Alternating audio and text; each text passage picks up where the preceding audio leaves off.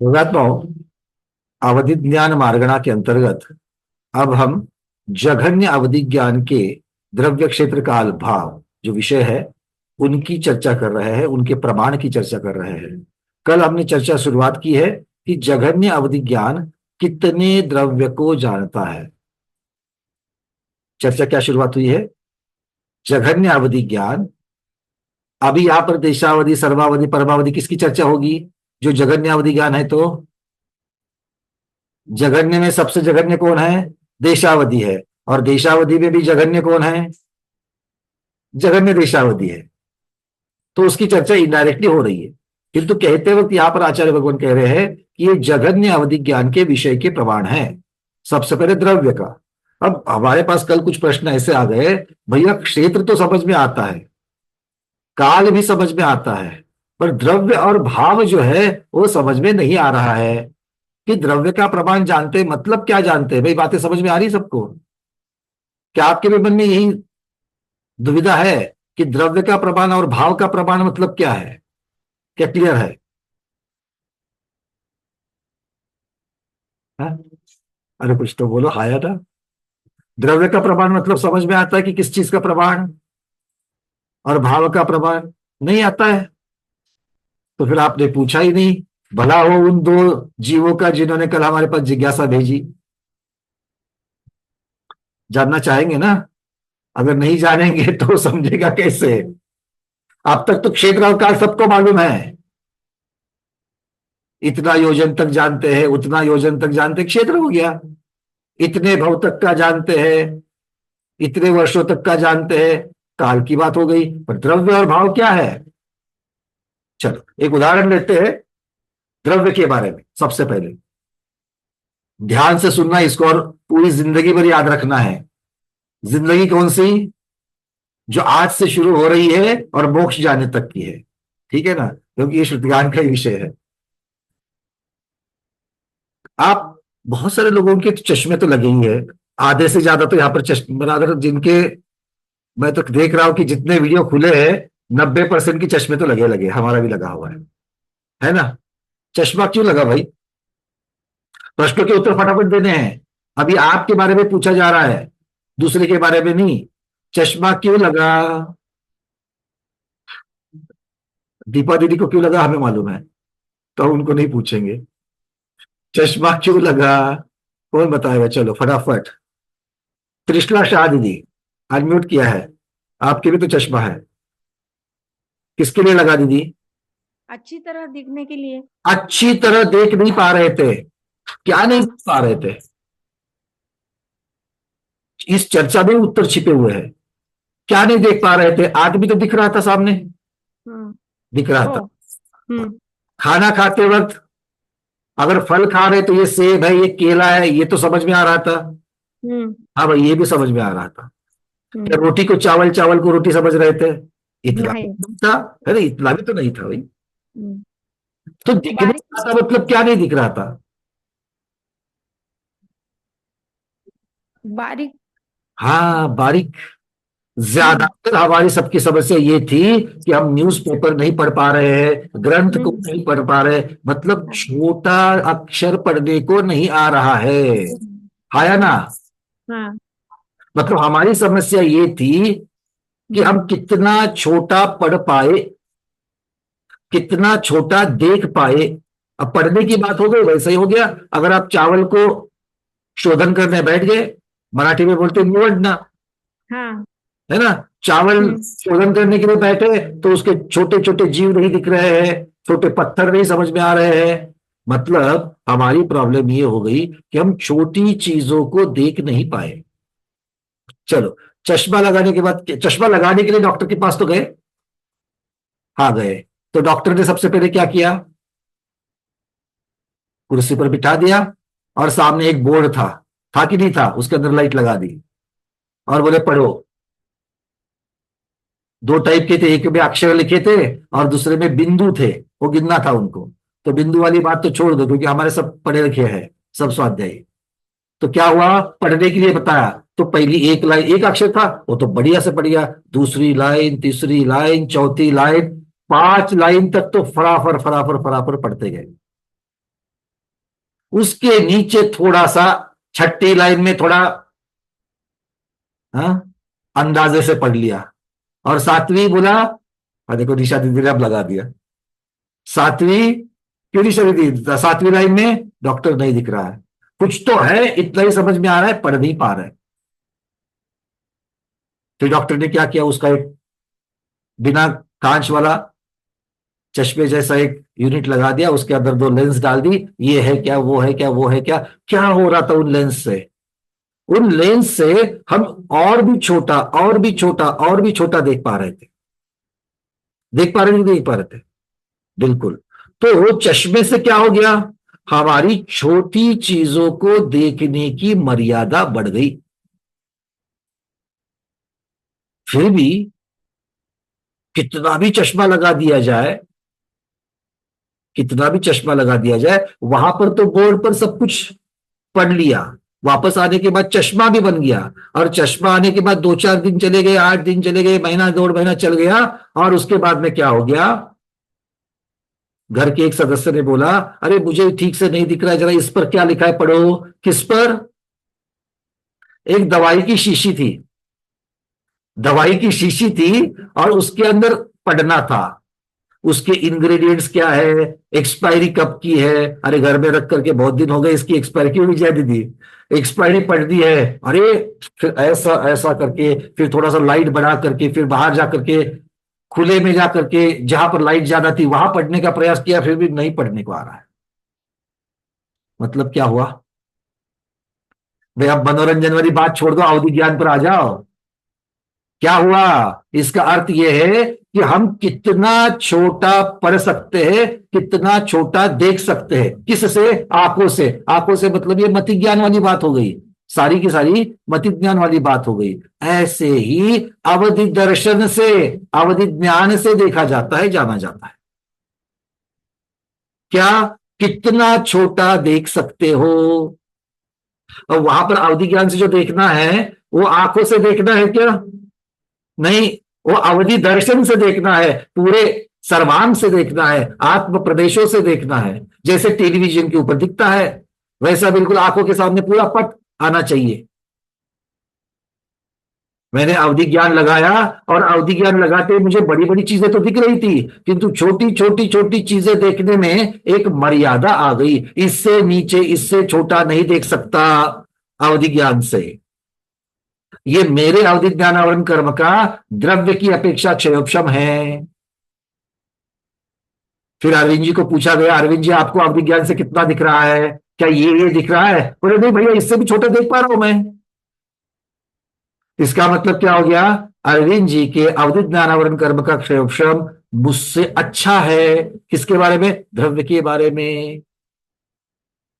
किंतु सबको पूछा, दुनिया भर के जितने लोगों को अवधि ज्ञान हो गया है उन सबको पूछा, भरत क्षेत्र में पूछा, ऐरावत में पूछा, विधेय में पूछा, सब जगह पूछा, तो एक जाकर के सबसे निचली लेवल हमको मिल गई, इसके नीचे किसी अवधि ज्ञानी को नहीं दिखता,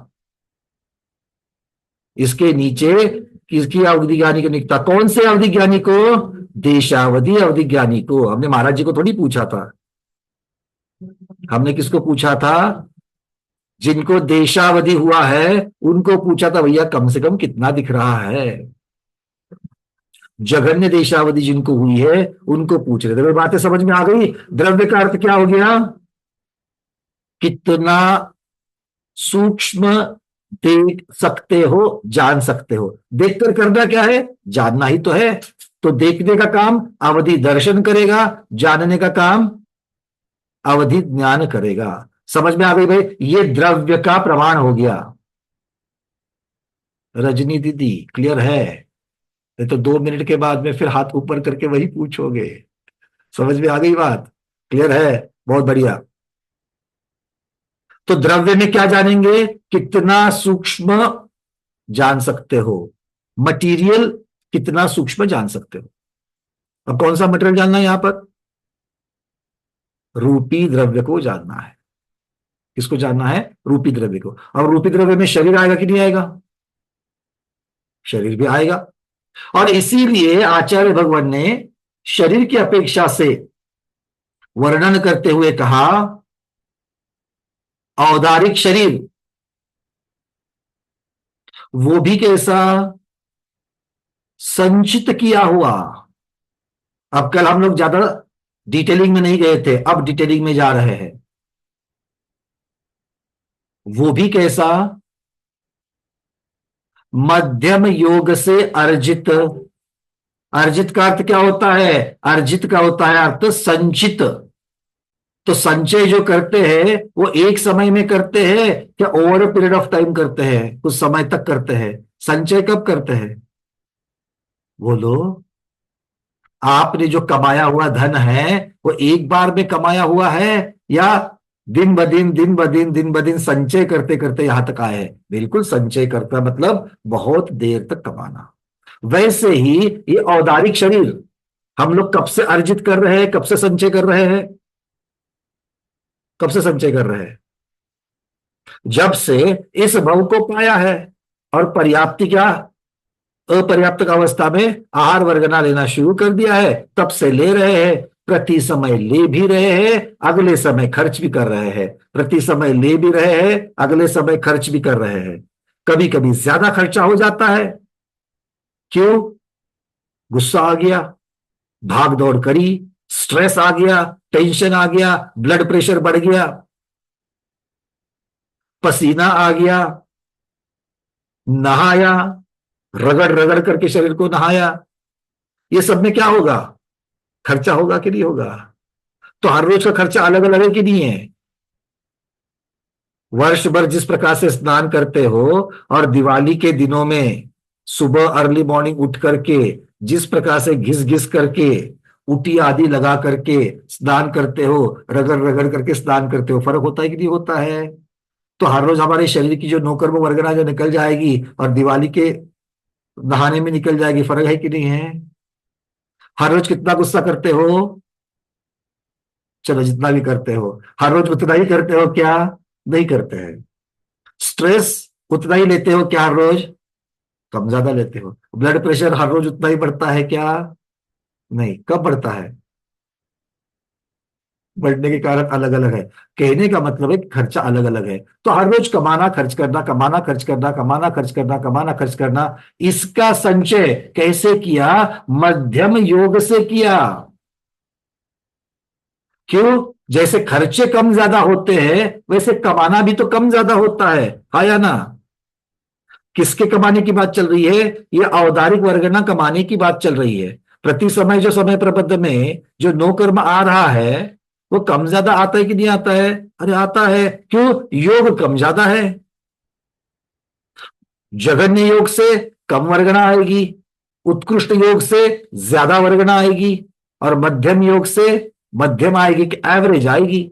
तो आचार्य भगवान को यहां कहना है भाई एवरेज आपकी जितनी वर्गना आई है, कब तक आई है? संचित करते करते करते करते करते जो जमा हुई है। तो आज की अभी की हमारी वर्गना कितनी संचित हुई है? प्रश्न है आज की हमारी सबकी अपनी अपनी कितनी वर्गना संचित हुई है? कितनी हुई है? हाँ भाई कनक वाला दीदी। वन्ना भैया प्रति समय ये तो कर्म परमाणु प्रति समय आहार वर्गणा अभी अस्ति प्रति अभी समय कितनी है? अभी कितनी जमा हुई है? अभी भी अनंत है, अनंत आई और अनंत गई। अरे अनंत तो समझता नहीं ना दीदी, इसलिए तो चर्चा शुरू करी है। दीपा दीदी बोलो। मध्यम वर्गना है। अरे बहुत बड़ी बड़ी बातें नहीं चाहिए हमको, समझने जैसी बातें चाहिए। जय श्री दीदी बोलो। अभी मीडियम है हमारा। 1.5 गुण हानि। अरे आप ये तो दीदी तो शिविर में पहुंच गई। 1.5 गुना हानि कुछ कह दिया इन्होंने, हम तो बिल्कुल नहीं समझा। और अरविंद जी सिंपल सा प्रश्न पूछा है भैया आप लोगों को। क्या पूछा है? आप बच्चों को कितनी कमाई है? जगन्य। अच्छा जगन्य। तो भाई जगन्य उत्तम मध्यम की मतलब कैसा? अरे एक बात बताओ, जितनी कमाई है अभी उसमें से कुछ बैंक में लॉकर में रखी है क्या? जो धन कमाया है उसमें से आभूषण आदि तो आपने लॉकर में रखे हैं। नो कर्म वर्गना जितनी कमाई है वो सारी की सारी अभी किधर है? किधर है? बैंक में है। हमारे साथ है। यही है ना? सामने दिख रही है कि नहीं दिख रही है? हमारे साथ है। संचित है कि नहीं है? क्या ये पिछले भोग से लेकर के आए थे? नहीं। अगले भोग के एडवांस में आई है क्या? नहीं। तो फिर है कहाँ की? आपकी है। जन्म में इस भाव में कमाई वही तो दिख रही है कि नहीं दिख रही है? ये शरीर किससे बना? शरीर किससे बना? औदारिक अवधारिक से बना। औदारिक वर्गणा। मां के पेट में इतना शरीर था अभी जितना है आपका? नहीं, छोटा था। और वो छोटा भी अगर हम लोग सोचेंगे, हम मां के पेट में जब आए, उसके अंतर मुहूर्त के बाद पर्याप्ति को लेते लेते जब हमारा अंतर मुहूर्त के बाद जितना शरीर था, वो शरीर और पहले महीने का शरीर, दूसरे महीने का शरीर, 7वें महीने का शरीर, 9वें महीने का शरीर क्या समान था क्या? तो वो बढ़ते संचित बढ़ते संचित संचित करते करते आया था कि नहीं आया था? बढ़ते बढ़ते गए। संचित करते हुए आया था। बिल्कुल संचित करते आया था। और फिर आगे लौकिक जन्म होने के बाद फिर और संचय हो रहा है, खाना पीना बढ़ गया, खर्चा हो रहा है, कमा रहे, खर्चा हो रहा है, कमा रहे। तो अब तक इस समय तक कितना कमाया? जो कमाया सामने है। तो आप बोलोगे भैया अगर मध्यम योग से कमाया हुआ अवधि ज्ञान से जाओ, देखने की क्या जरूरत है? वो तो आंखों से ऐसे ही दिख रहा है। क्यों सुरेश जी? अवधि ज्ञान की क्या जरूरत है ये सब में? बट अवधि ज्ञान क्या देखता है उसकी चर्चा ही अभी तक नहीं करी है। हमने सिर्फ क्या देखा? औदारिक वर्गना संचित कितनी हुई है इसमें। अब ये वर्गना जो है, ये वर्गना क्या, हाँ नीरज जी, प्रति समय घट भी रही है, बढ़ भी रही है। तो अभी हम अगर एक समय को हम लोग लॉक कर दे, इस समय जिस समय मैं बोल रहा हूं उस समय को लॉक करें, तो हमारे पास वर्गना कितनी है जो दिख रही है शरीर के ऊपर? उतनी है। अब एक बात बताइए, इसको आचार्य भगवान कह रहे कि विश्रसोपचय सहित ले लेना। अगर आगम की भाषा में पूछेंगे तो अभी कितनी है?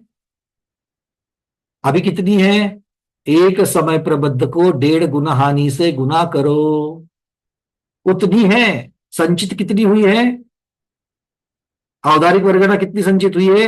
एक समय प्रबद्ध मतलब एक समय में जितनी आती है उसकी 1.5 गुना हानि। 1.5 गुना नहीं कह रहे, 1.5 गुना हानि। काय मार्गना को याद करना, योग मार्गना को याद करना, वहां पर इसका बहुत अच्छी तरीके से हमने चर्चा करी थी, ट्रायंगल बना करके। तो वो वाली एक समय प्रबद्ध के 1.5 गुना हानि समय प्रबद्ध बची है। तो 1.5 गुना हानि समय प्रबद्ध जो बची है उसमें विश्रसोपचय को भी मिला लेना। विशेषोपचय मतलब क्या है? अभी तक ऐसी आहार वर्गना जो अभी तक हमारे शरीर का भाग नहीं बनी है, कहां पर है? हमारे साथ ही है, लगी हुई है, बिल्कुल शरीर को लगी हुई है। दिख रही है क्या? दिख रही है किसी को? ऐसे सर को चोटी लगी हुई, कांधे को चोटी यहां पर ऐसे दिख रही है क्या? नहीं, अरे लगी हुई है। अगले समय में उसी में से तो ले रहे हैं। मतलब ये विशेषोपचय कितना होता है? आचार्य भगवान कहते हैं 1.5 गुना हानि समय प्रबद्ध से जो संचित किया है उसके अनंत गुना विशेषोपचय वर्गना है, उससे अनंत गुना विशेषोपचय वर्गना है। इन दोनों को जोड़ दो तो 1.5 गुना हानि समय प्रबद्ध और अनंत गुना विशेषोपचय जोड़ दिया तो कितनी संख्या हो गई? कितनी संख्या होगी? ये वर्गना क्या है?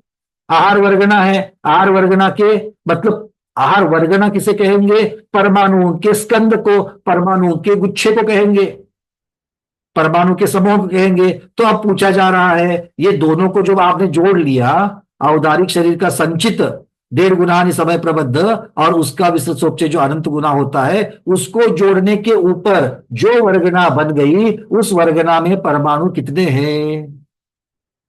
कितने परमाणु होंगे? उत्तर 3 में से एक होगा। संख्यात, असंख्यात या अनंत? कितने होंगे? अनंत ही होंगे, क्योंकि स्वयं आहार वर्गना ही अनंत परमाणु से बनती है, तो अनंत ही होंगे। अब इसको क्या करना है? लोक के जितने प्रदेश है, बहुत बड़ा असंख्यात होता है लोक के प्रदेश, सिर्फ असंख्यात नहीं कहना, बहुत बड़ा असंख्यात होता है। उस असंख्यात से भाग दो, तो अभी अभी जो बात उठी थी उसकी अपेक्षा से समझते हैं द्रव्य को। भाई आप लोग तो कहा कि भैया हम तो विश्वसोपचय को तो नहीं देख पा रहे हैं, किंतु हम लोग औदारिक शरीर का जो संचित है उसको तो देख पा रहे हैं। देख पा रहे हैं, किंतु हमें देखना उसको नहीं है, हमें देखना है उसके असंख्यातवें भाग को, क्योंकि इस सब को असंख्यात से भाग देना है। आप जब अपना खून टेस्टिंग करने के लिए देते हो लैब में, पैथोलॉजी लैब में, बुखार है कि नहीं चेक करने के लिए, हमारे लाल पेशियां कितनी है ना, रेड सेल कितने हैं, व्हाइट सेल कितने हैं, फिर वो सब चेक करके बहुत चीजें बताते हैं, ये इतना है, ये इतना है, ये इतना है। तो वो चेक किसके अंदर करते हैं? वो जो नंबर देते कि नहीं है, हाँ भाई यूरिक एसिड आपका 7.2 है, फिर उसका कुछ एक यूनिट रहता है, आपके खून में इतना इतना यूरिक एसिड पाया गया, तो वो यूरिक एसिड को जो उन्होंने गिना कैसे? तराजू में डाल करके। तो गिना कैसे? कभी विचार आता है तो दिमाग में आपकी है? रिपोर्ट क्यों अंजलि दीदी नागपुर?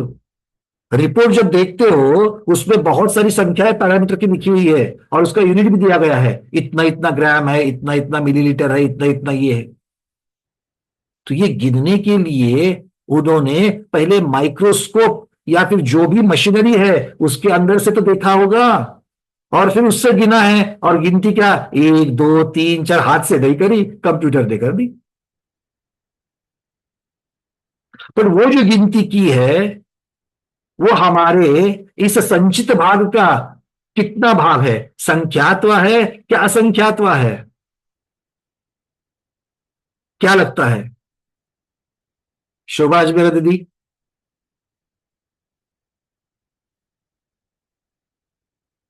अरे अनम्यूट नहीं हुआ, जल्दी जल्दी करते जाना। हाँ, संख्यात्मक भाग। संख्यात्वा भाग है। कैसे जाना ये संख्यात्वा भाग है? इस शरीर के पहले तो 2 टुकड़े करने नहीं है, समझना है। भाग करने के लिए अगर 2 भाग किए जाए, 2 के 4 किए जाए, 4 के 10 किए जाए, 10 के 100 किए जाए, अब जब 100 टुकड़े हो जाएंगे तब इतना इतना आ जाएगा। तो इतना 6 फीट का ध्येय इतना इतना हथेली में आ जाएगा। और औदारिक वर्गना को कम करते जाओ तो 100 क्या है? संख्यात है क्या संख्यात है? संख्यात है। अब 1,00,000वां भाग देखो, अब 1 करोड़वां भाग देखो, अभी भी संख्यात ही है। इस शरीर का 1 करोड़वां भाग कितना छोटा होगा? हाया ना? अब आ गया उसको देखने के लिए माइक्रोस्कोप लग रहा है। मतलब इस शरीर का संख्यात्वा भाग देखने के लिए भी हमें माइक्रोस्कोप की जरूरत पड़ेगी। ये बात पक्की हो गई? क्योंकि आपका ये एहसास, आपका ये चिंतन, यही अवधि ज्ञान का सम्यक ज्ञान ग्रहण करना है। उस विषय को ग्रहण कर रहे हो आप। क्लियर है मैं जो पूछ रहा हूं? हमारे शरीर का संख्यात्वा भाग हम देख सकते क्या अपनी आंखों से? ऐसे ही ना नहीं बोलना। बहुत सारे डॉक्टर्स बैठे यहां पर, कभी भी उठ करके हमारी गर्दन पकड़ सकते हैं। कुछ भी मत बताओ। क्यों मैना दीदी? क्या अगर मैं अपने शरीर के 1 करोड़वां भाग देख सकता हूं क्या? अनम्यूट किया है, आप डॉक्टर हो स्वयं। हमारी शैला दीदी कहाँ गए? आज नहीं दिख रहे। 1 करोड़वा भाग तो नहीं देख सकते, अति 1 सूक्ष्म करोड़, माइक्रोस्कोप में देख सकते 1 करोड़वां भाग संख्यात्वा होता है कि नहीं होता है? संख्यात होता है। और उसको देखने के लिए माइक्रोस्कोप, और वो भी अच्छा माइक्रोस्कोप, माइक्रोस्कोप दिखेगा। हाँ वो चाहिए। माइक्रोस्कोप से कितना देख सकते हैं? माइक्रोस्कोप से भी आज जितने भी उपकरण विद्यमान हैं, जितने भी इंस्ट्रूमेंट्स विद्यमान हैं, उनसे भी हम औदारिक शरीर का संख्यात्वा भाग ही देख सकते हैं, असंख्यात्वा नहीं। और विसर्जोपचय तो कितना छोटा, अभी तो विसर्जोपचय दिख रहा है क्या हमें? वो भी है वहां पर। आचार्य बाबू ने कहा विसर्जोपचय सहित करो। इसका मतलब क्या हो गया? हम संख्यात्वा भाग अपने आंखों से नहीं देख सकते हैं। उसको देखने के लिए ये श्रुत ज्ञान मति ज्ञान की आंखें, उनकी मर्यादा का परे वाला विषय है ये। तो ये विषय जहां पर मति ज्ञान थक जाता है, क्योंकि माइक्रोस्कोप लगाने के बाद में आप देखोगे किससे, देखोगे किससे, आंख से ही तो देखोगे। तो मति ज्ञान का विषय हुआ कि नहीं हुआ, मति ज्ञान का विषय ही हुआ। इसका मतलब है कि मति ज्ञान वहां पर थक जाता है, वहां से बहुत आगे अवधि ज्ञान शुरू होता है। अवधि ज्ञान की ये जघन्य जघन्य जघन्य जितना कह रहे हैं ना, उसको इतना जघन्य नहीं मानना, हल्के में नहीं लेना। वैसे ही जब असंख्यातवा भाग किया जाएगा, उतना असंख्यातवा भाग, और वो भी असंख्यातवा भाग मोटा होता है किसकी अपेक्षा, अवधि ज्ञान की अपेक्षा। क्योंकि वो जो असंख्यातवा भाग है उसको कौन जान रहा है, जघन्य जघन्य अवधि ज्ञान जान रहा है। ये उसकी द्रव्य मर्यादा है। इससे बड़ा तो जान सकता है जघन्य अवधि ज्ञान, इससे बड़ा कुछ भी जान सकता है, किंतु इससे छोटा नहीं जानेगा। कौन, जघन्य अवधि ज्ञान इससे छोटा नहीं जानेगा। अच्छा, जघन्य अवधि ज्ञान नहीं जानेगा, उसके ऊपर का अवधि ज्ञान जानेगा कि नहीं जानेगा, मध्यम अवधि ज्ञान, क्योंकि जघन्य के ऊपर मध्यम अवधि ज्ञान रहता है। तो जघन्य से मध्यम अवधि ज्ञान होता है, तब क्या होता है, छोटा हो जाएगा। जघन्य से मतलब अवधि ज्ञानावरण कर्म का क्षय बढ़ गया। इसका मतलब है चश्मे का नंबर बढ़ गया। तो पहले चश्मे से जितना छोटा दिखता था,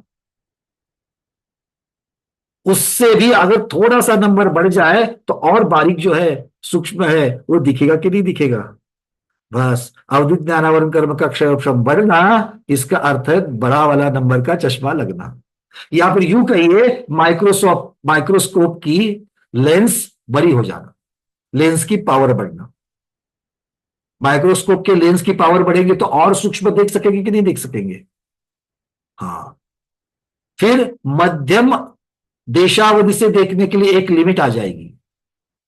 उसके आगे का कौन देखेगा, उससे सूक्ष्म कौन देख पाएगा, उत्कृष्ट देशावधि देख पाएगा। उसकी अपनी एक लिमिट आ जाएगी। फिर उत्कृष्ट देशावधि से सूक्ष्म कौन देख पाएगा, जघन्य परमावधि देख पाएगा। उससे सूक्ष्म कौन देख पाएगा, मध्यम परमावधि देख पाएगा। उससे सूक्ष्म कौन देख पाएगा, उत्कृष्ट परमावधि देख पाएगा, मतलब जान भी पाएगा, क्योंकि देखना और जानना दोनों एक करना है।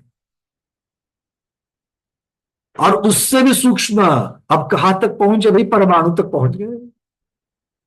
छोटा छोटा छोटा छोटा कितना करोगे, परमाणु तक पहुंच गए। तो वो परमावधि से नहीं दिख रहा है, उसे देखने के लिए सर्वावधि चाहिए। और आचार्य भगवान कहते हैं सर्वावधि में जगन्य मध्यम उत्तम कुछ नहीं है। जो दिखना है आप हो गया, अंतिम अवधि ज्ञान की सीमा आ गई। इससे छोटा देखना था, अवधि ज्ञान से होगा नहीं, फिर केवल ज्ञान में चले जाओ। इससे छोटा कुछ है भी नहीं, छोटे की अपेक्षा से देखा जाए तो। पर उसकी पर्याय बदल सकती है, रूपी की जगह पर आरूपी द्रव्य आ सकते हैं। हमारी बात समझ में क्लियर हो गया। मतलब ये सब अब तक हम जो सारी चर्चा कर रहे हैं, ये अवधि ज्ञानावरण के द्रव्य का प्रमाण है। द्रव्य समझ में आ गया, कितना सूक्ष्म जान सकते हो, कि सूक्ष्मता स्थूलता आकार की अपेक्षा से कह रहे हैं। स्थूलता और सूक्ष्मता आकार की अपेक्षा से कह रही है, ये आएगा द्रव्य में। भाई द्रव्य क्लियर हो गया, बहुत बढ़िया। अब क्षेत्र की बात करते हैं। यहां से बैठे बैठे कितना दूर का देख पाते हो, रेखा दीदी, यहां बैठे बैठे कितना दूर का देख पाते हो। ये मत बोलना वीडियो से भैया आप पूना में बैठे तो हम डोंबिवली से देख रहे हैं, नहीं नहीं, वो बात नहीं कर रहे। आंखों से, खुली आंखों से कितना देख पा रहे हैं, बिना कितनी इंस्ट्रूमेंट के। जितनी उसकी क्षमता है उतनी। अपनी अपनी मर्यादा है। मतलब खुले में बैठे है ना, अभी तो सामने बिल्डिंग आ जाती है, दीवार आ जाती है, तो उसके फांद करके कौन देखेगा। बट अगर खुले में बैठे, खेत में बैठे हुए, तो कहां तक का देखते हो। उस जीव की जितनी मर्यादा है, देखने की क्षमता है, उतना ही अब वो करो। मर्यादा को थोड़ा सा, उस मर्यादा का एहसास करो। द्रव्य में तो हमने उदाहरण कौन सा लिया था? चश्मे का उदाहरण ले लिया, बात गले उतर गई। अब यहां पर देखते हैं कि खुली आंखों से हम क्या देख पा रहे हैं। बचपन में गर्मियों में छत पर सोते थे, सब लोगों ने सोए रहेंगे, है ना? और गर्मी में आकाश जो है वो पूरा साफ रहता है। तो सोते सोते लेट करके जब ऊपर देखा तो क्या देखा? चांद देखा, तारे देखे, है ना? चांदनियां देखी। कहां पर है चांदनी? अपने गांव में रहती है, जिले के दरवाजे पर है, कहाँ रहती है, कितने किलोमीटर पर है? देखा कि नहीं देखा उसको? खुली आंखों से देखा कि नहीं देखा? अरे अपनी मर्यादा को इतना कम आंख मत आको। पर देखा मतलब क्या देखा? कुछ तो है, इतना ही देखा। कुछ तो है, इतना ही देखा। साक्षात उस तारे के ऊपर जो पत्थर है, पर्वत है, तारे भी बहुत बड़े बड़े हैं, क्या उसको देखा? क्यों अरविंद जी, किसी तारे के ऊपर क्या देखा? अरविंद जी पहुंच गए अपने बचपन में, पता नहीं क्या क्या देख रहे थे। तारे जो देखे, कुछ तो है, इसकी चर्चा यहां नहीं चल रही है। तो कितने क्षेत्र का क्लियर दिख रहा है। अब जो द्रव्य की हमने चर्चा की, तो वो जो द्रव्य है जो हमारे औदारिक शरीर का असंख्यातवां भाग, वो अगर मैं 1 फुट के ऊपर देखूं, रखूं, दिख रहा है क्या? अवधि ज्ञान से दिख रहा है। 1 किलोमीटर पर रखूं तो मतलब कहीं ना कहीं तो मर्यादा आ जाएगी कि नहीं आ जाएगी? भाई इतने बड़े बड़े जिनका किलोमीटर में है, उन तारों को तो आपने बड़ी दूर से देखा। कितनी छोटी चीज, जिस छोटी चीज की हम जो चर्चा कर रहे थे, उस छोटी चीज को रखेंगे तो मतलब कितने दूर तक का जघन्य क्षेत्र का प्रमाण जब निकालना है, तो कितने दूर तक जघन्य द्रव्य को देख सकते हो? ध्यान से सुनना, 2 शब्द लगाया उसने, कितने दूर पर रखे हुए जघन्य द्रव्य को, क्योंकि उससे बड़े तो देख सकते हैं, बिल्कुल देख सकते हैं। तो जघन्य द्रव्य को कितने दूरी पर देख सकते हो, ये क्या कहलाएगा? जघन्य क्षेत्र कहलाएगा। कितनी दूर तक का देखते हो। क्षेत्र तो सबका समझ में आ गया। अब कितने समय तक का देख सकते हो? वर्तमान समय से लेकर के पिछला, और वर्तमान समय से लेकर के अगला। समय की अपेक्षा से क्या देखोगे? कोई पर्याय को ही तो देखा जाएगा, क्योंकि समय के अनुसार क्या बदलेगा द्रव्य में? बहुत बड़ी प्रश्न पूछ रहा हूं मैं आपको, उत्तर सोच के देना। द्रव्य में समय के अनुसार क्या बदलता है? गुण बदलते हैं,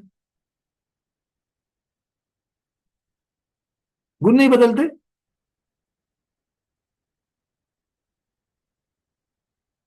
आपके पास दही है, दही सब लोग दही समझते हैं ना? हाँ दही है। अब तो बिल्कुल बढ़िया सा बढ़िया, फ्रेश ताजा, है ना? बिला बिल्का बिल्कुल मीठा, नॉर्मल, वो रखा है। 2 दिन रख दिए, 2 दिन के बाद में टेस्ट करो तो वो मीठा, जो गुण था, जो मिठास थी, वो क्या वही रहेगी? अरे खट्टा हो गया। तो वो मीठा जो खट्टा हो गया, वो समय के ऊपर, समय बदलते बदलते ही बदला कि नहीं बदला?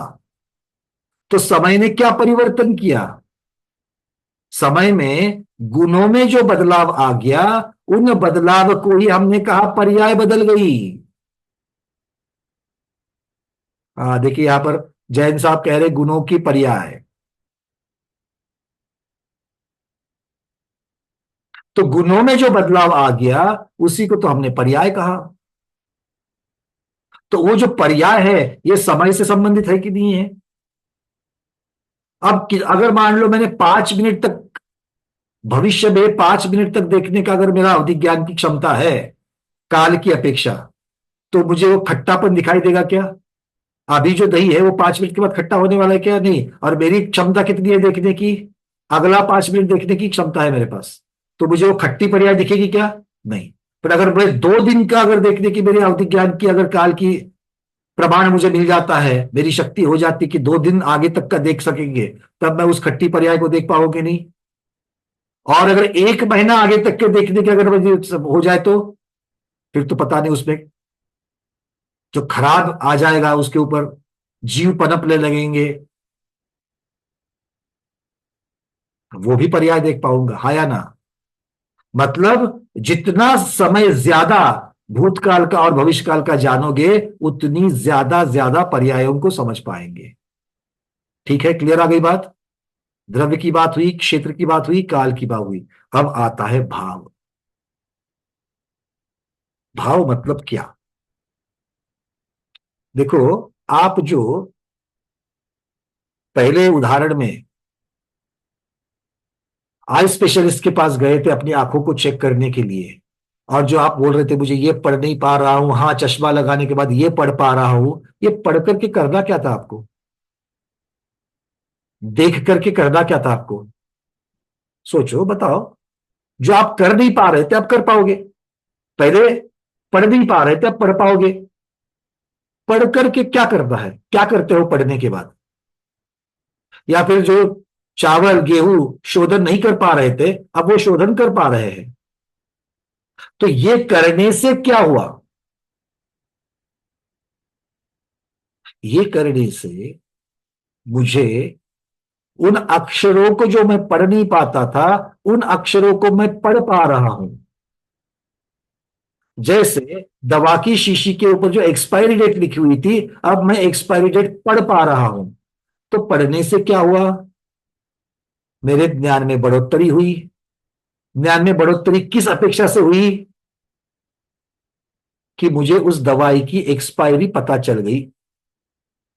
और दवा एक्सपायर होना या एक्सपायर नहीं होना मतलब क्या है? दवाई की पर्याय बदलना। पर पर्याय जो बदलती है वो तो हमने समय की अपेक्षा से देख ली थी। यहां पर क्या करोगे? यहां पर वो मिठास कितनी बदली, दही का उदाहरण जो लिया था, वो मिठास खट्टाई में कितनी बदली? पहले मिठास जिस समय को हमने फ्रेश दही लिया था, मिठास 100% थी। अब वो मिठास का जो गुण है वो बदल करके कितना प्रतिशत रह गया है, और खटाई की प्रतिशत कितनी हो गई? 50% मीठा रह गया, 50% खट्टा हो गया। तो ये जो 50% मीठा कम हुआ, गुण में जो बदलाव आया, उस गुण को बदलाव जो है उसको समझना ही भाव को समझना है। उस गुण के बदलाव को समझना, उस पर्याय की बदलाव को समझना, यही भाव को समझना है। अब वो जो 2 दिन के बाद में दही में मिठास की खटास आ गई, ये एक ही गुण बदला क्या और भी कुछ बदला? आपके उदाहरण दे रहा हूं क्योंकि समझने के लिए इजी है।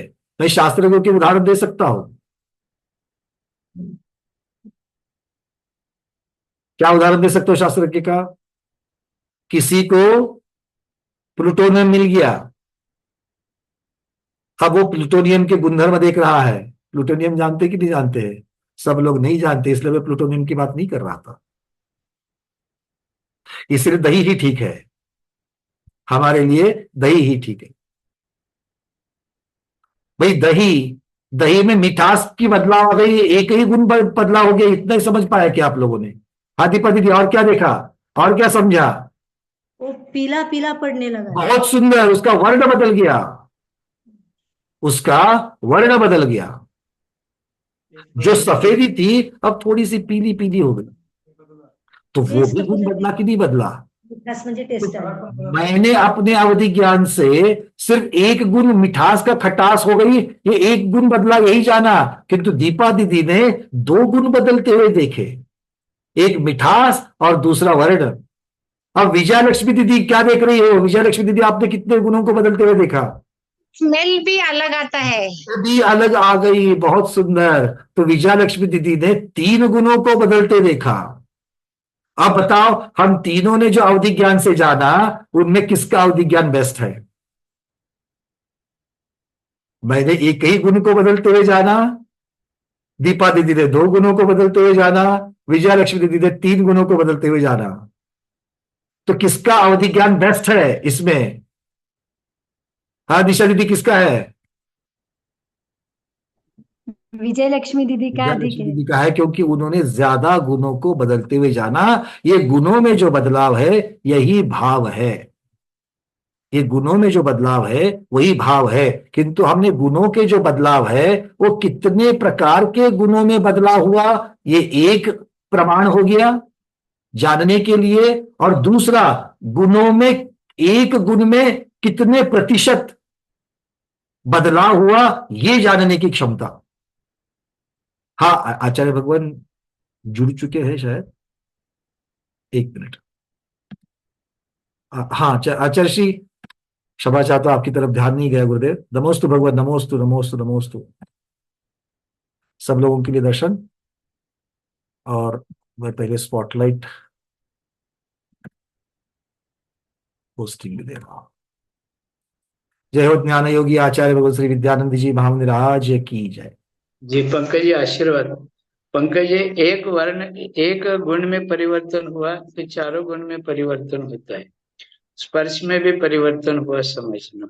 बहुत, स्पर्श रस गंध वर्ण में भी। मतलब गुणों में परिवर्तन होना, अलग अलग गुणों में परिवर्तन होना, पर उसको सब लोग पकड़ नहीं पाते हैं।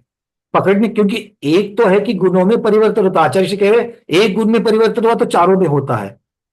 बिल्कुल ठीक, तो कम ज्यादा हो सकता है, तो उसको पकड़ पाना, वो ध्यान से पकड़ पाना। ये एक व्यक्त रूप से, एक व्यक्त रूप से, दूसरा अव्यक्त रूप से, बिल्कुल ऐसे उसमें आगे पीछे होता है, लेकिन सभी में परिवर्तन होता है। बिल्कुल। पर अब उसमें से बात चल रही है कि ज्ञान की, उसको पकड़ पाने की, अपने ज्ञान से जानने की। मतलब जो बदलाव अलग अलग गुणों में हो रहा है, तो गुणों का बदलाव भी जानना, और एक गुण में कितना बदलाव हो रहा है उस बदलाव तक जानना। कोई 20% तक ही जानेगा, कोई 40% तक जानेगा, कोई 50% तक जानेगा, कोई 100% बदलाव तक जानेगा।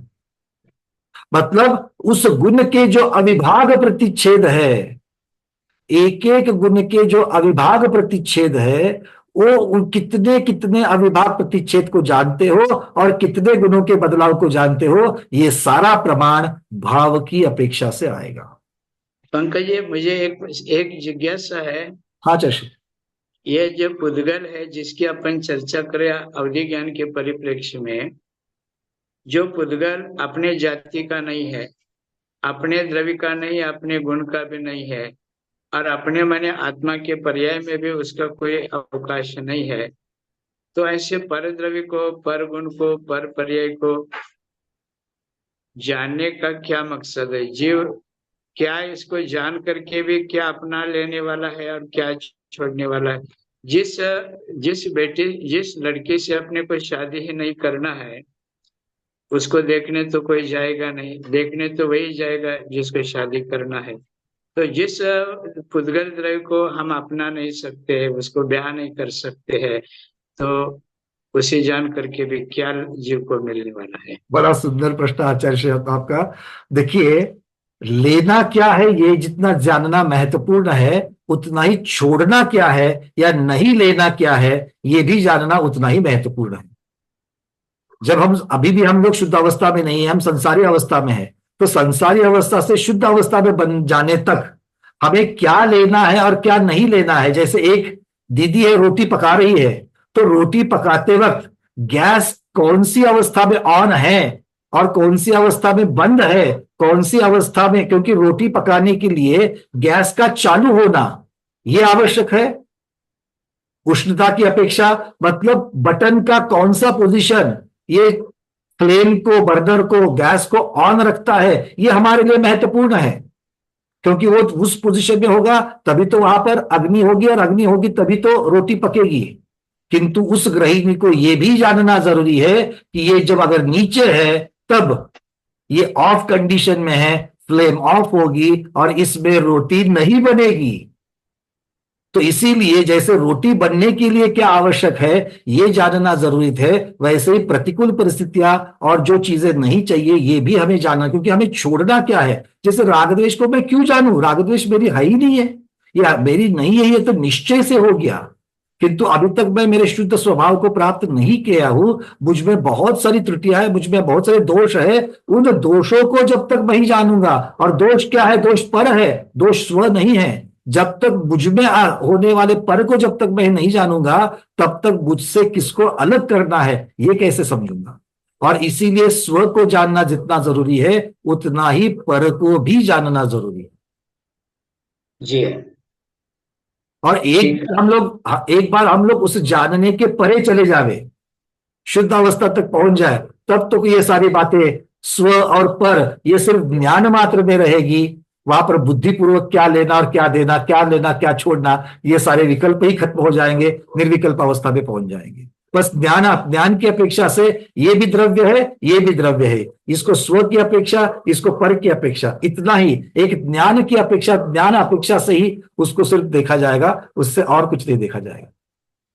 माने ये जो अवधि ज्ञानी है, जिनका अवधि ज्ञान का चौक्षम होने से उस ज्ञान की लब्धि उनको प्राप्त हो गई, लेकिन ये जो उपयोग जो लगाएंगे उस स्पर्श रस गंध वर्ण के अविभाग प्रतिच्छेदों को जानने के लिए अथवा उनके शक्तियांश गुणांश को जानने के लिए, तब उनका उपयोग तो सविकल्प रहेगा। ये तो प्रमत्त अवस्था में ही संभव है इसका उपलब्धि का उपयोग। अप्रमत्त अवस्था से आगे जो मुनिराज बढ़ चुके हैं, जैसे श्रेणी की अवस्था में, शुक्ल ध्यान की अवस्था में, अथवा उत्तम धर्म ध्यान की अवस्था में, जो आगे 7वें 8वें आदि को 7वें गुणस्थान में विशेष करके उत्तम धर्म ध्यान होता है, तो क्या ऐसी स्थिति में इन परमाणु आदि जाने का विकल्प मुनि को रहेगा? क्या विकल्प रहेगा? तो 6ठे गुणस्थान। तो यह ध्यान उत्तम है कि आत्म ध्यान करना जो कि विशुद्धि का कारण है, यह श्रेष्ठकर है। देखिए, अवधि ज्ञान जो है वो अवधि ज्ञान मोक्ष का कारक नहीं बताया गया है, जरूर पक्का। और गुणस्थान की अपेक्षा से देखा जाए तो अगर हम लोग मुनि महाराज की अपेक्षा से देखेंगे तो 6ठे से 12वें गुणस्थान तक है, किंतु अगर उपयोग लगाने की अपेक्षा से अगर देखा जाए तो सविकल्प अवस्था में ही अवधि ज्ञान का उपयोग लग सकता है। निर्विकल्प अवस्था में तो सिर्फ और सिर्फ शुद्ध ज्ञान के साथ में ही ध्यान हो रहा है। अगर हम लोग देखेंगे तो शुद्ध ज्ञान के साथ में ही 7वें गुणस्थान की सातिशय अवस्था से ऊपर जब जाएंगे तो पूर्वे चार्य शुक्ल ध्यान का वर्णन करते हुए आचार्य भगवान ने पूर्व का ध्यान अर्थात शुद्ध ज्ञान की चर्चा करी है और किसी ध्यान की चर्चा नहीं की है। इसका मतलब क्या है कि इसका मतलब है जो 4थे 5वें 6ठे इन गुणस्थानों में अवधि ज्ञान लगाया जा सकता है, क्योंकि वो सविकल्प है। जैसे हम निर्विकल्प अवस्था में चले जाएंगे, सिर्फ शुद्ध ज्ञान की अपेक्षा से ही हम लोग वहां पर अपना ध्यान में लीन हो जाएंगे, जब तक कि केवल ज्ञान प्राप्त नहीं होता है। ये सीधी बात है। वहां पर उन गुणस्थानों में, ध्यान के गुणस्थानों में जहां पर शुक्ल ध्यान आदि चल रहा है, उन गुणस्थानों में अवधि ज्ञान हो या फिर मन पर्य ज्ञान हो या फिर मति ज्ञान भी क्यों ना हो, वो लब्धि रूप में रहेगा।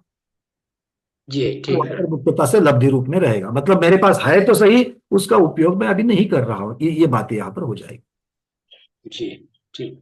किंतु शुद्ध ज्ञान उपयोग रूप में जरूर रहेगा।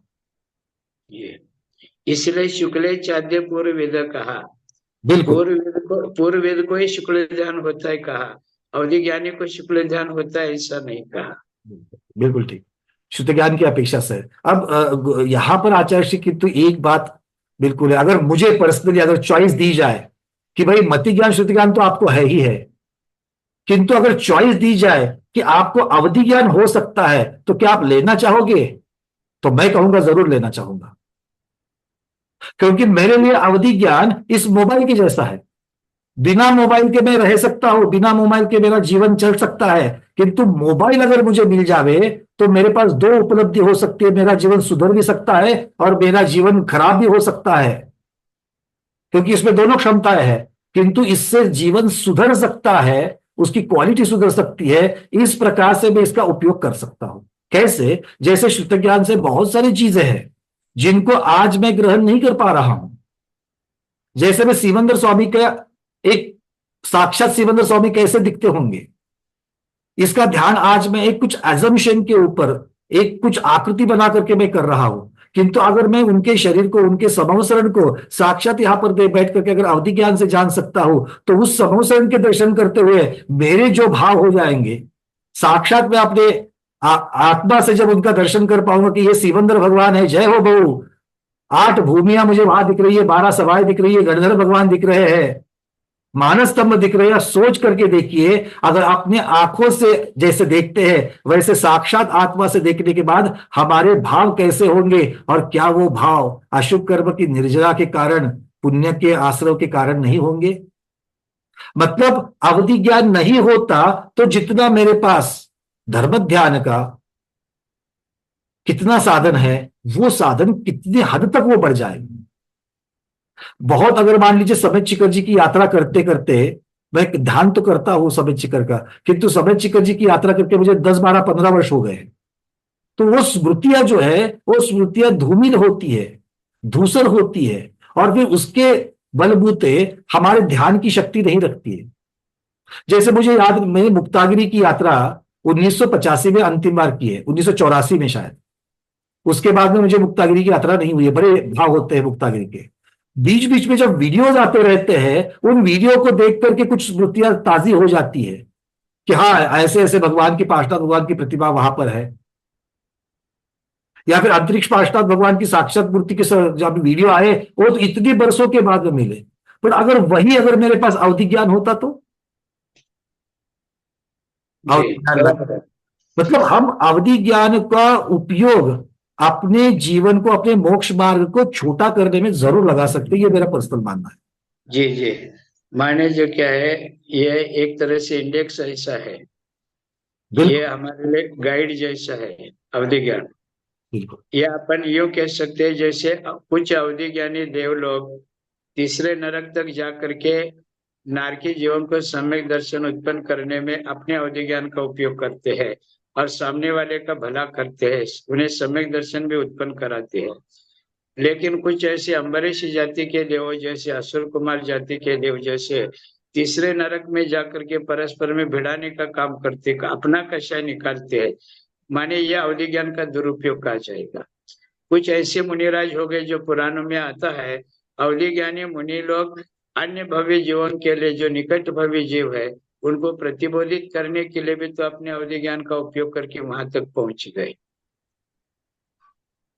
बिल्कुल गुरुदेव, बिल्कुल। मतलब ये इस प्रकार से, जैसे वही तो बात हो जाएगी, एक विभंग की अपेक्षा से और एक सम्यक्ता की अपेक्षा से, ये तो हमारे हाथ में है। हाँ, वो नहीं है तो ऐसा नहीं कि मोक्ष नहीं जा पाएंगे, बिल्कुल जा पाएंगे, मति श्रुत के ऊपर भी बलबूते भी जा पाएंगे।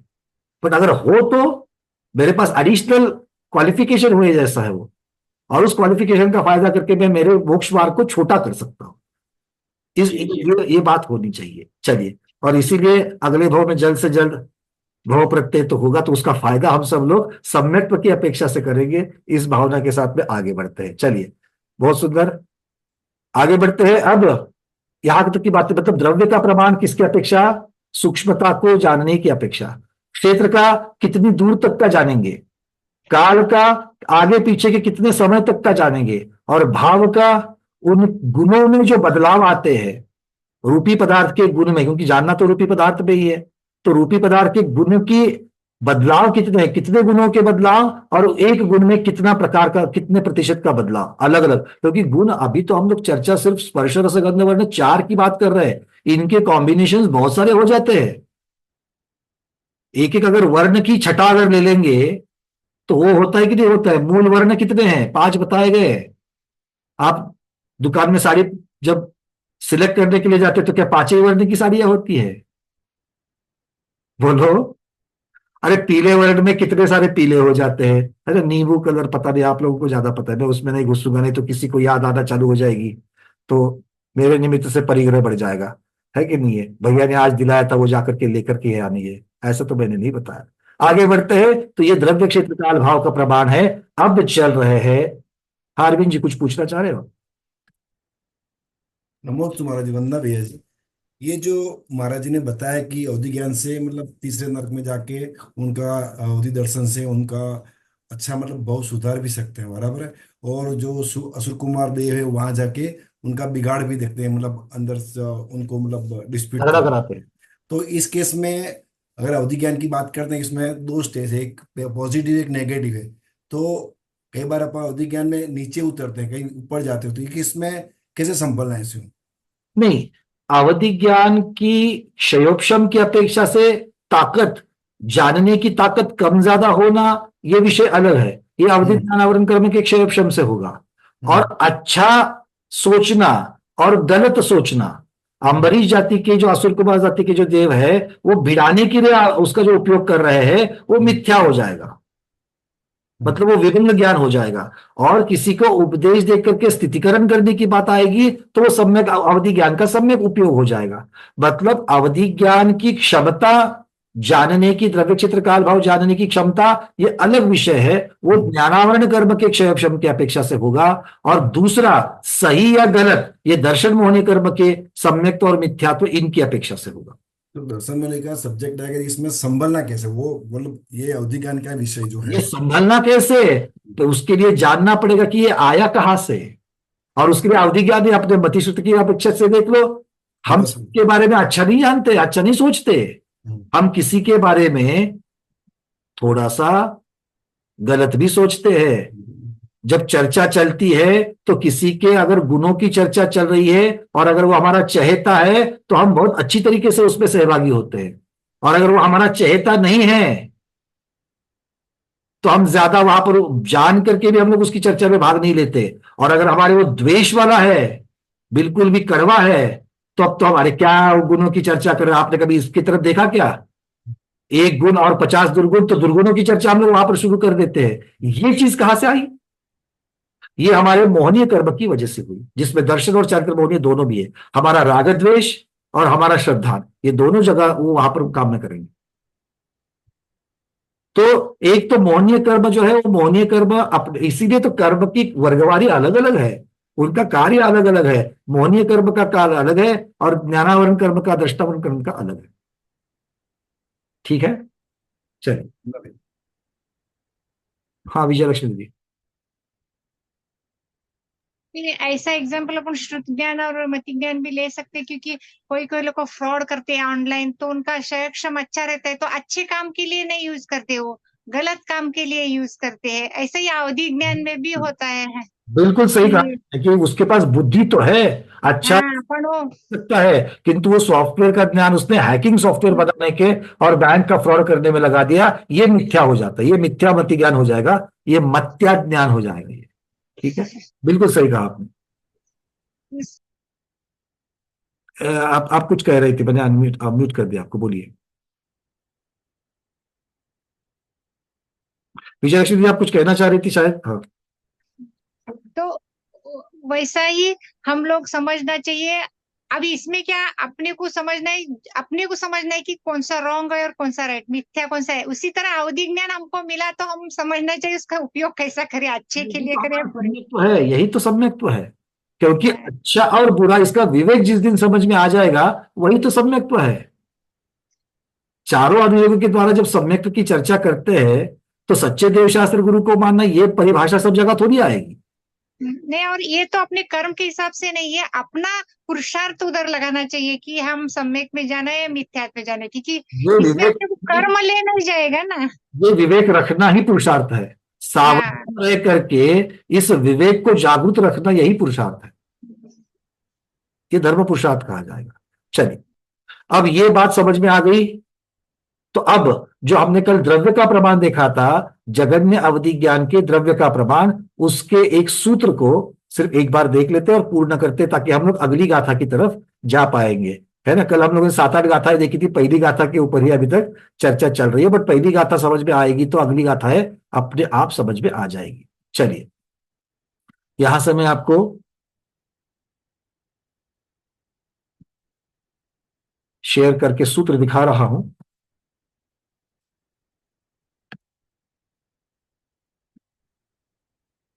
सूत्र की तरफ ही देखना, उस पेपर के ऊपर बहुत सारी चीजें हैं, पढ़ते बैठोगे तो मैं जो कह रहा हूं वो समझ में नहीं आएगा। देखो क्या लिखा है। एक तो जघन्य अवधि द्रव्य, जघन्य अवधि जो है उसके द्रव्य का प्रमाण, उसके विषयभूत द्रव्य का प्रमाण क्या है? औदारिक शरीर का 9 कर्म द्रव्य अधिक उसी का विसृसोपचय अर्थात विसर्जोपचय सहित औदारिक शरीर का नौकर्म द्रव्य संचित किया हुआ, कैसे? मध्यम योग से अर्चित संचित किया हुआ।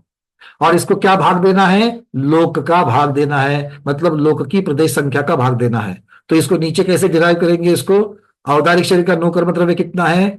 1.5 गुना हानि समय प्रबद्ध है, मतलब समय प्रबद्ध को 1.5 गुना हानि से गुना करोगे तो वो मिल जाएगा।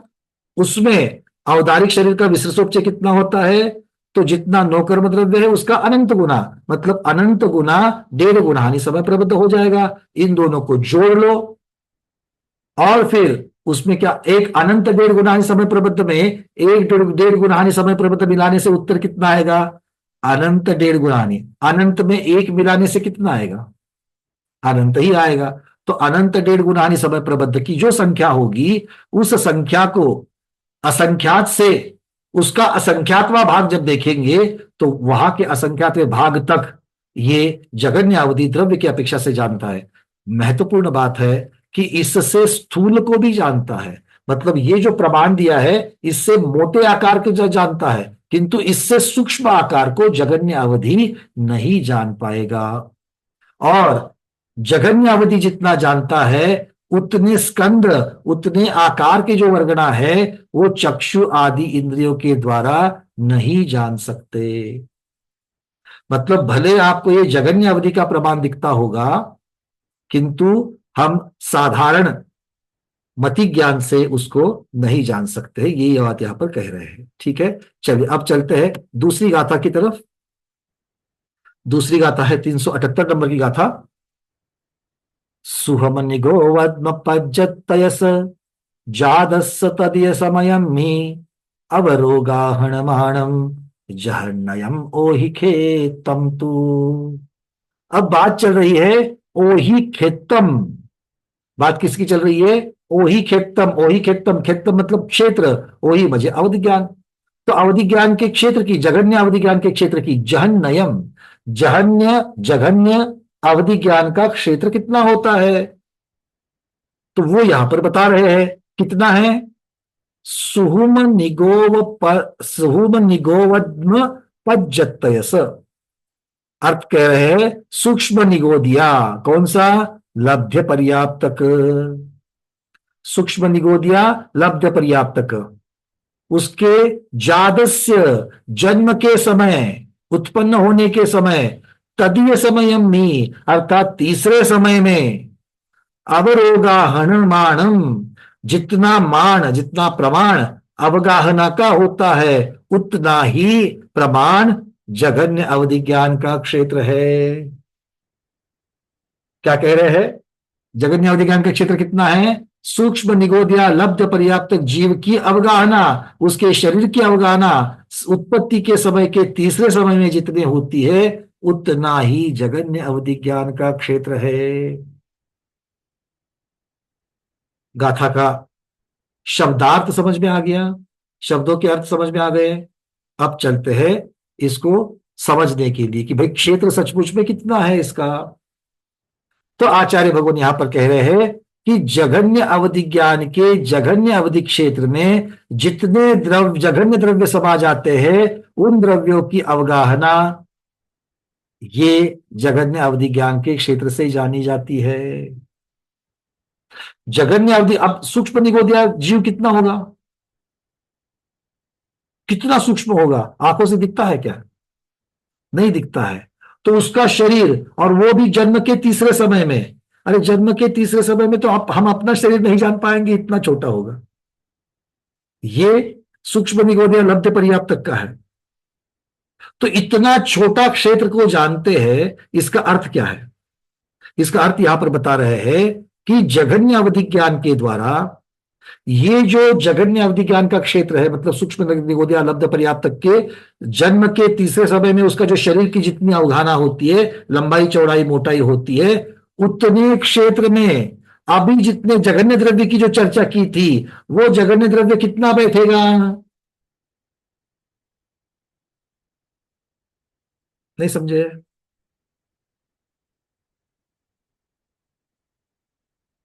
चलो सबसे पहले तो शेयरिंग हटा देते हैं। फिर समझ में आएगा। मैं कितना सूक्ष्म सूक्ष्म सूक्ष्म कितना जान रहा हूं, बोले चींटी को भी देख सकता हूं। कितना देख सकता हूं? चींटी को भी देख सकता हूं। तो जब चींटी को देख सकता हूं, चींटी का आकार ये अगर द्रव्य हो जाएगा, तो उस द्रव्य ने जितने आकाश में प्रदेश घेरे हैं वो क्षेत्र हो जाएगा कि नहीं हो जाएगा? बस यही बात यहां पर कर रहे हैं। अभी जो जगन्य द्रव्य की जो हमने चर्चा करी, उस जगन्य द्रव्य ने कितना क्षेत्र घेरा है? वही अवधि ज्ञान का जगन्य क्षेत्र होगा, आया ना? जगन्य क्षेत्र मतलब अर्थ ये नहीं है कि कम से कम कितने अंतर का जानते हैं, नहीं, सबसे छोटे से छोटे अंतर को कितने जानते हैं। अब खुल गया। जगन्य अवधि ज्ञान का क्षेत्र का अर्थ क्या हो गया दीपा दीदी? कि कम से कम कितनी छोटी जगह को जानते हो। इससे बड़ी जगह को तो जरूर से जानेंगे, इससे बड़ी जगह को तो आराम से जानेंगे, पर सबसे छोटी कम से कम कितनी को जानेंगे? तो भाई जितने द्रव्य को जानते हो, वो द्रव्य जितनी जगह लेगा उतनों को तो जागो ही जाओगे। तो सबसे कम क्षेत्र कौन सा होगा? जगन्य क्षेत्र कितना होगा? जगन्य द्रव्य जितना आकाश में प्रदेश घेरता है, जितना क्षेत्र घेरता है, वही तो जगन्य क्षेत्र होगा, है या ना? समझा कि नहीं समझा? नहीं समझे तो हाथ ऊपर करो, नहीं समझे तो हाथ ऊपर करो, या तो हाथ नीचे नहीं तो हाथ ऊपर। ऐसे ऐसे करेंगे तो मैंने क्या समझना है? हाँ भाई स्मिता दोषी दीदी, समझा कि नहीं समझा? या तो हाथ नीचे नहीं तो हाथ ऊपर। चलिए बढ़िया, हाथ नीचे मतलब समझ में आ गई बात। क्लियर है सबको? इनके वीडियो नहीं खुले हैं, अच्छा नहीं समझा, अनम्यूट किया है। अभी म्हणजे पहले आपके सूक्ष्म चर्चा करते हैं, काय म्हणलं भैया? आपके संकेतों की चर्चा करते हैं। नाही, नीचे मतलब सूक्ष्म जीव मतलब जितना क्षेत्र घडतंय, म्हणजे सूक्ष्म निगोदीय जीव की अवगाहना जितने वो जगन्य अवधि ज्ञान का उसकी तुलना कर रहे हैं यहाँ पर। मतलब अभी जो हमने जो जगन्य द्रव्य देखा था, औदारिक शरीर के विसर्जोपचय सहित औदारिक शरीर जो है उसका जो असंख्यात्वा भाग है, वो द्रव्य कितनी जगह घेरता है? तो आचार्य भगवान इंच में तो नहीं बताएंगे, मिलीमीटर माइक्रोमीटर में तो नहीं बताएंगे, क्योंकि इतनी सूक्ष्म है कि उसको डायमेंशन कैसे बताएंगे? तो इसीलिए उन्होंने तुलनात्मक बता दिया। क्या बता दिया? कि सूक्ष्म निगोदया लब्ध पर्याप्त जीव जन्म के तीसरे समय में जितनी जगह घेरता है उतनी जगह सूक्ष्म जगन्य। आपने जाना है, हाँ, उतनी जगह घेरता है, इसलिए वो उतना क्षेत्र हो गया। क्लियर? हाँ, क्लियर। अब ये महात्मा की अपेक्षा से बताया, तुलनात्मक बताया, और गणित की भाषा में भी समझाएंगे। हाँ रीना दीदी कह रही इतने छोटे क्षेत्र को जानते हैं, मतलब इससे बड़े क्षेत्र को जान ही सकते, बिल्कुल ठीक। अगर मैं चींटी को देख सकता हूं तो घोड़े को देख ही सकता हूं, चींटी से छोटे चीज को नहीं देख सकूंगा, ये अर्थ है क्या इसका, उतने क्षेत्र को। चलिए, और बहुत बढ़िया, किसी का अगर हाथ ऊपर नहीं है तो थोड़ा सा आगे बढ़ते हैं। अब इसको गणित के माध्यम से जानते हैं। क्षेत्र का प्रमाण कैसे दिया जाता है? क्षेत्र का प्रमाण कैसे दिया जाता है? लंबाई, चौड़ाई और मोटाई, है ना? तो अब इसको भी, अभी जो हमने चर्चा करी, लब्ध पर्याप्तक सूक्ष्म निगोदया जीव के जन्म के तृतीय समय की अवगाहना, तो उसकी भी तो लंबाई मोटाई चौड़ाई जाननी पड़ेगी, है या ना? अरे हाँ तो बोलो, ना तो बोलो, कुछ तो बोलो। अभी बहुत समय है, अभी 10 मिनट है हमारे पास, और हम पूरा पूरा लेंगे, बिल्कुल जल्दी नहीं छोड़ेंगे। हाँ तो हाथ में कोई आया तो उसको ऐसे थोड़ी छोड़ा जाता है।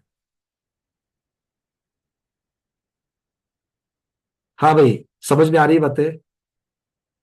अगर कोई हम कहते हैं भाई 343 घन राजू ये हमारा लोकाकाश है, तो ये तो आपने घनफल बताया उसका। आप लंबाई कितनी, चौड़ाई कितनी, मोटाई कितनी, ये भी तो बताओ। तो आचार्य भगवान कह रहे हैं कि लब्ध पर्याप्तक सूक्ष्म निगोदिया जीव की लंबाई कितनी होती है, मोटाई कितनी होती है और चौड़ाई कितनी होती है। तो उत्सेद अंगुल के असंख्यात भाग प्रमाण याद आ रहा है क्या कुछ? तो वो मराठी में बोलते हैं कोने एके काळी, प्राचीन काल में हमने इसकी चर्चा की थी, आया ना। प्राचीन काल में जीव समास में इसकी चर्चा की थी, 64 अवगाहना के यंत्र में। अरे हाँ तो बोलो, ना तो बोलो, कुछ तो बोलो। जीव समास, अच्छा गोमट साथ जीव का याद है, उसका स्वाध्याय कर रहे हैं हम लोग, उसकी 20 प्ररूपनाएं। गुणस्थान के बाद में हमने जीव समास पढ़ा था। जीव समास में हमने अलग अलग प्रकार से वर्गीकरण किया था और उसमें हमने अवगाहना की अपेक्षा से भी किया था, जिसमें 64 अवगाहनाएं बती थी। तो सबसे जीवों में सबसे छोटा शरीर किसका होता है? सूक्ष्म निगोदिया लब्ध पर्याप्तक जीव का होता है। कितना होता है? तब कहा था कि घनांगुल के असंख्यात भाग प्रमाण होता है। तो घनांगुल मतलब अंगुल का घन। अंगुल का घन क्यों किया था? अंगुल भर लंबाई, अंगुल भर चौड़ाई, अंगुल भर मोटाई, इन तीनों को गुना करेंगे तो अंगुल का घन हो जाएगा, जिसे घनांगुल कहते हैं, और उसका असंख्यातवां भाग। हश, पहुंच गए, चिट्ठी अपने ठिकाने पहुंच गई। स्मृति की क्या कहते हैं, चिट्ठी अपने ठिकाने पहुंच गई। सबको याद आ गया? बहुत बढ़िया। देखो इसीलिए यहां पर लिखा है कि अब इसी को हमको क्या कहना है, ये क्या है? जगन्य अवधि ज्ञान का क्षेत्र है। तो जगन्य अवधि ज्ञान के क्षेत्र का लंबाई कितनी? उत्सेदांगुल के असंख्यातवां भाग। चौड़ाई कितनी? उतनी ही। मोटाई कितनी? उतनी ही, क्योंकि अंगुल का घनांगुल का असंख्यातवां भाग। ठीक है, अब ये अंगुल कौन सा है? तो उत्सेद अंगुल है। अंगुल कौन सा है? उत्सेद अंगुल। उत्सेद अंगुल मतलब कौन सा? भैया इसी बात का तो डर था, इसीलिए तो हम उत्तर नहीं दे रहे थे, क्योंकि हमें पक्का मालूम था हम एक बात बताएंगे, आप उसके ऊपर से 4 प्रश्न पूछोगे, इसलिए उत्तर नहीं बता रहे थे ना आप लोग। बताओ उत्सेद अंगुल मतलब क्या? चलो कौन कौन से अंगुल होते हैं फटाफट बताना, ज्यादा नहीं खींचना। कौन कौन से अंगुल? बढ़िया डॉक्टर मैना दीदी, चलिए अंगुल कौन कौन से होते हैं? घनांगुल, प्रतरांगुल, उत्सेदा अंगुल। घनांगुल, प्रतरांगुल, उत्सेदांगुल। मैंने मिठाई की चर्चा करने के लिए बोल रहा था, दीदी ने बोला पकोड़े, गुलाब जाम और हमारे घर में गेहूं का आटा है, ये 3 चीजों को मिक्स करके बता दिया। नहीं, आपने क्या पूछा? हमने मिठाई पूछी थी, हमने घनांगुल, पूछा था कि अंगुल के 3 भेद बताओ। आप प्रतरांगुल में पहुंच गई, घनांगुल में पहुंच गई, वो क्या है? अंगुल को अंगुल से गुना करने से प्रतरांगुल होता है, वर्ग हो जाएगा, स्क्वायर हो जाएगा, है ना। और 3 बार करेंगे तो घनांगुल हो तो जाएगा। घनांगुल, तो आपने उसका गणित बता दिया, वर्ग और घन बता दिया, क्यूब और स्क्वायर बता दिया। हमें अंगुल का भेद चाहिए, अंगुल के 3 भेद चाहिए। अब बहुत सारे लोगों को हिंट मिल रही है, बहुत बढ़िया। चलिए सुनीता उकलकर दीदी बताइए। सर जो 8 चौका अंगुल होता है। उर्मी दीदी कह रही उत्सेद अंगुल मतलब कनिष्ठा को मोड़कर जितना दिखता है। एक अंगुल दीदी, बिल्कुल सुरभि दीदी आपने सही कहा, एक तो हो गया, बाकी 2 कौन से है? नीरज जी कह रहे हैं कि सुच्चांगुल। नहीं नीरज जी, सुच्चांगुल भेद अलग चीज है, उसकी भी चर्चा करूंगा। तो सुनीता दीदी बताइए। अनम्यूट हुआ है सर? हाँ हो गया, बोलिए। हाँ, तो जो 8 चौका हमने प्रमाण निकाला था उससे अंगुल कहते हैं, उसके अनुसार उसे व्यवहार अंगुल कहते हैं। 4 गतियों के जीवों के शरीर उसमें गिने जाते हैं। दूसरा प्रमाणांगुल होता है और एक आत्मान अंगुल होता है। बहुत बढ़िया। आत्मांगुल से हम झारी कलश वगैरह की ये गिनती करते हैं। आप और उसके प्रमाण विषय में बता रहे हैं, बहुत अच्छी बात है, किंतु उत्तर पर्वतमाली वगैरह। अंगुल के 3 भेद हैं। पहला है उत्सेद अंगुल कहो या फिर व्यवहार अंगुल कहो, जो 3/4 इंच का होता है, बदलता नहीं है। सदा अंगुल। जो अब तो सब हाई कहेंगे, याद आ गया ना, क्योंकि हमने अब बिल्कुल गोडाउन में जाकर के खींच करके ला करके सामने रखा है आपके, आप बोल रहे थे नहीं मिल रहा है। तो पहला है व्यवहार अंगुल या उत्सेद अंगुल 3/4 इंच का, इससे 500 गुना बड़ा होता है प्रमाण अंगुल। प्रमाणांगुल। और तीसरा होता है आत्मांगुल। आत्मांगुल किसे कहते हैं? हर समय में जो जो प्रजा होती, जो जो जीव होते, उनके अंगुल के प्रमाण। अब इसके एप्लीकेशन जैसे सुनीता दीदी ने कहा, ठीक है। अब इन तीनों में से आप किसकी चर्चा कर रहे हो? पहले अंगुल की, उत्सेद अंगुल। उसे कहते हैं सुच्चंगुल। आप अपने उदाहरण में कौन से अंगुल की चर्चा कर रहे हो? व्यवहार अंगुल, उत्सेद अंगुल, पर्यायवचना, उसकी चर्चा कर रहे हो, या 500 गुना बड़े वाले प्रमाणांगुल की बात कर रहे हो, या आत्मांगुल की बात कर रहे हो? आपको कौन सा अंगुल अपेक्षित है ये बताने के लिए कहते हैं सुच्चंगुल। नीरज जी, सुच्चंगुल एक पैरामीटर जैसा है, वेरिएबल, कि जिसके अंदर आप जो चाहिए अपने गणित में उसके अंदर कोई भी अंगुल डाल सकते हो, उसकी अपेक्षा से लेना, उसे सुच्चांगुल कहा। ठीक है। और सुच्चांगुल जो है, सूची का अर्थ क्या होता है? एक पंक्ति के अपेक्षा से, मतलब एक डायमेंशन। सुच्चांगुल में एक डायमेंशन है, एक पंक्ति का डायमेंशन है। कौन से पंक्ति, किसकी अपेक्षा से? या तो व्यवहार अंगुल की अपेक्षा से, या तो प्रमाण अंगुल की अपेक्षा से, या तो फिर आत्मांगुल की अपेक्षा से। तो अंगुल के तीन ही भेद। अब इन तीन भेदों में से कौन सा भेद आप उपयोग में ला रहे हो, उसे सुच्चांगुल कहेंगे। एक डायमेंशन। जब आपको इसको 2 डायमेंशन करने, लंबाई चौड़ाई करनी है, 2 डायमेंशन करने हैं, तब ये बन जाएगा सुच्चांगुल का प्रतरांगुल, स्क्वायर बन जाएगा। और जब आप इसमें मोटाई भी जोड़ दोगे, तीसरा डायमेंशन जोड़ दोगे, तब ये बन जाएगा घनांगुल। ठीक है, समझ में आ गई बात? अगर मैं इतना ही बताऊंगा आपको कि भैया क्यूब करना या घन करना, तो आप पूछोगे किसका करना है, कौन सी संख्या का करना है? तो फिर हम बताएंगे भाई फला फला संख्या का करना है, तो फला फला संख्या ही सुच्चांगुल बन जाएगी। किसका करनी है, किसके साथ में गणित की प्रक्रिया करनी है, यह सुच्चांगुल के द्वारा बताया जाता है। और सुच्चांगुल को सुच्चांगुल से गुणा करोगे तो प्रतरांगुल बन जाएगा। जैसे एक क्षेत्रफल बनता है, लंबाई चौड़ाई, 2 डायमेंशन आते कि नहीं आते उसमें, एक प्रतर बनता है, एक प्लेन बनता है। ज्योमेट्री, भूमिति में क्या पढ़ा था आपको? एक लाइन होती है, रेखा, वो सिंगल एंटिटी हो गई। और भूमिति में प्रतर या प्लेन किसे कहेंगे? जिसको लंबाई भी है, चौड़ाई भी है, ऐसा एक क्षेत्र, वो हो जाएगा प्रतर, उसे प्रतरांगुल कहेंगे।